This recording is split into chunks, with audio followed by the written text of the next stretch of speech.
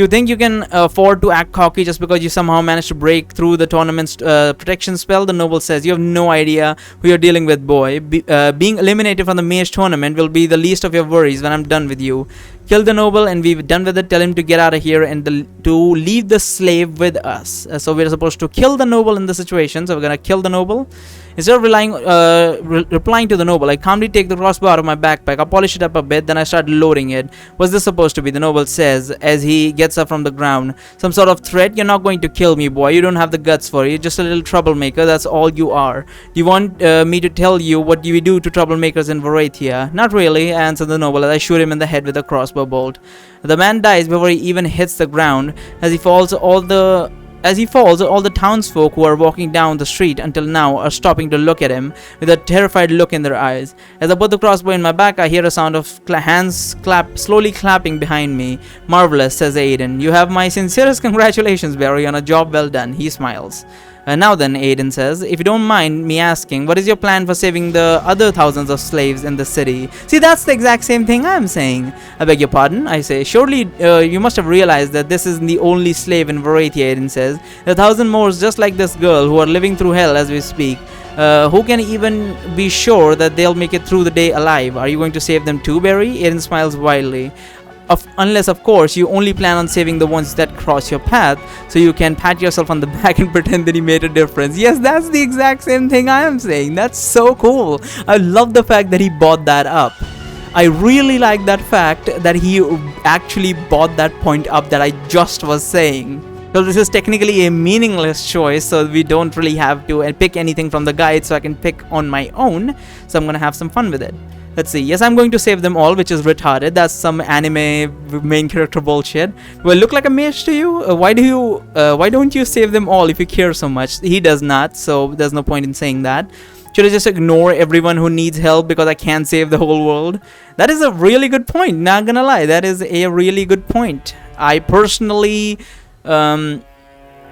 don't see that's not a bad point. I actually like that. Let me think about that. Should I just ignore everyone who needs help because I can't save the whole world? Wow, that is actually a really good point. What the fuck? That is, I did not expect a good point to come out of this whole situation. But so the whole point is, like, as I said, I can't change the whole society. See, here's the thing. Like, if I see someone who fell down or like had an accident, I would help them. Even though I cannot help everyone who is like is in a car accident across the world, of course. But so in that situation, this sentence is correct. Should I ignore everyone who needs help just because I can't save the whole world? But in this situation, I still do not agree with it because the thing is, the society is not gonna change, as I was saying before. So I'm not gonna go into a rant again. I just said I just did my rant. So basically, get from that what you want. So I'm still going to pick this. Should I just ignore everyone who needs help because I can't save the whole world? Aiden pauses a bit to ponder on my question, just like me. Holy shit.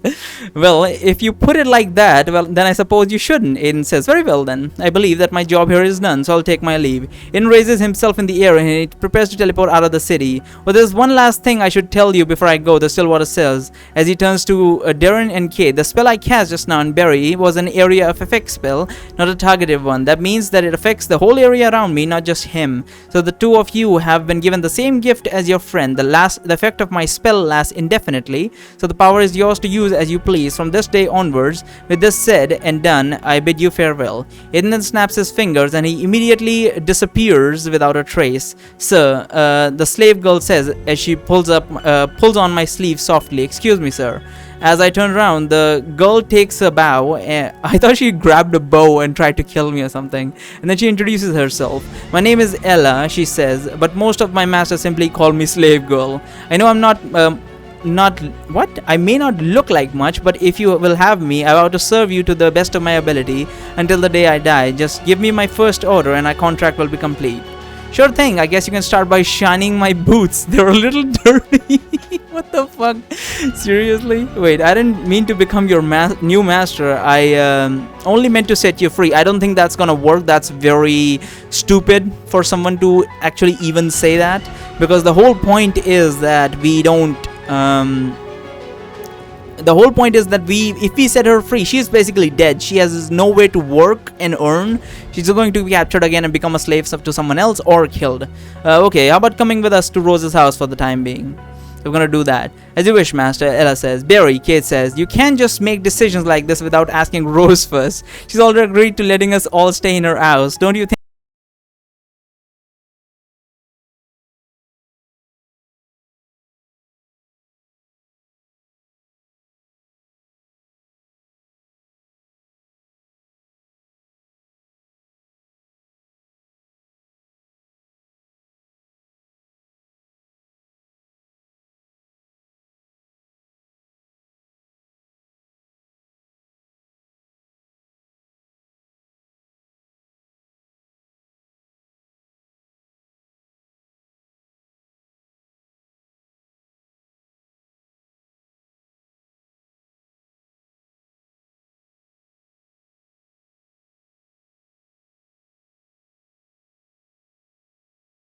With situations is completely different, which is one of the reasons why I say this before and I'll say again, my choices change. Actually, if I was in that situation, that's why I'm picking these choices, while some of these choices are completely against the way I personally think, because some of the choices that I make even in my own let's play, in my own main playthrough, because I am not under threat in my modern everyday life.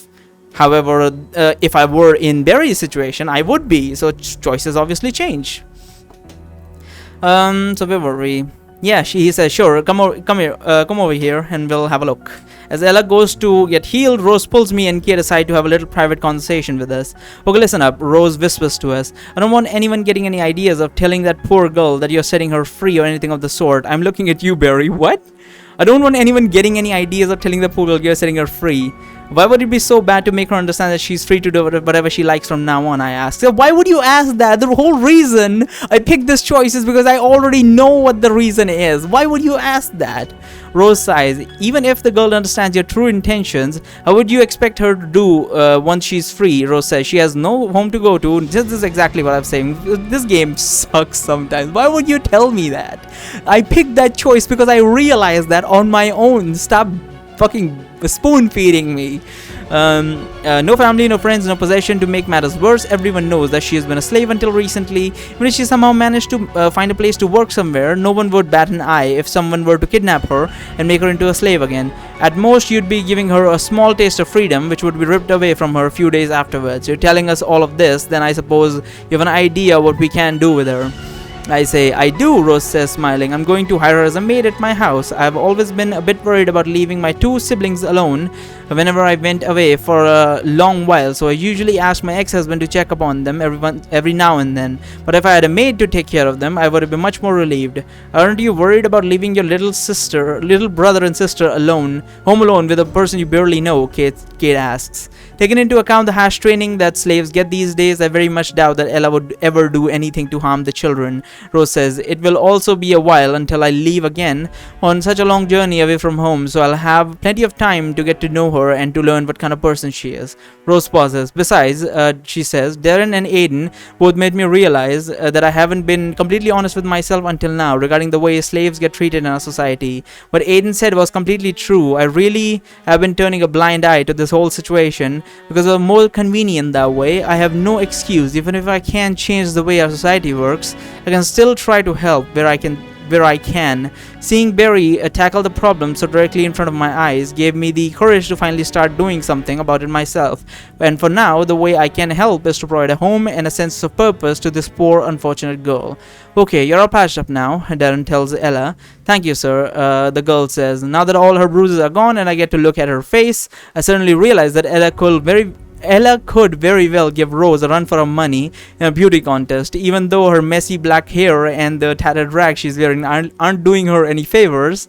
Her face has all the features that makes a girl look beautiful without any makeup. She has a small nose, high cheekbones, full lips, large brown eyes, while her body's proportions seem almost perfectly balanced. If she'd lived a normal life and had attained why is he looking at her proportions? That's really funny to me.